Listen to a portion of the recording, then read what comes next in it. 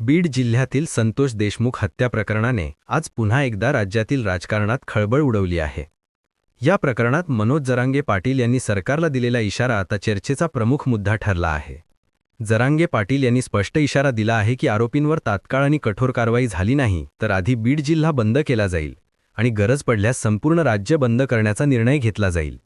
त्यांच्या या स्पष्ट भूमिकेमुळे प्रशासन आणि राजकीय वर्तुळात तणाव वाढला आहे। संतोष देशमुख यांच्या हत्येला आज 1 वर्ष पूर्ण झाले असून कुटुंबीय आणि गावकऱ्यांचा आक्रोश आजही तसाच कायम आहे। दोषींना फाशीची मागणी आणि तपासातील विलंब या दोन्ही कारणांमुळे लोकांमध्ये संतापाची भावना निर्माण झाली आहे। गावात तणावाचं वातावरण असून समर्थकांनी न्याय मिळेपर्यंत आंदोलन सुरू ठेवण्याची भूमिका घेतली आहे। जरांगे पाटील यांच्या इशाऱ्यामुळे या प्रकरणातील घडामोडींना वेग आला असून सरकारची पुढील भूमिका नेमकी काय असेल याकडे सर्वांचे लक्ष लागले आहे। संतोष देशमुख हत्या प्रकरणाने पुन्हा एकदा राज्याच्या राजकारणाला आणि प्रशासनाला प्रश्नांची सरबत्ती केली आहे।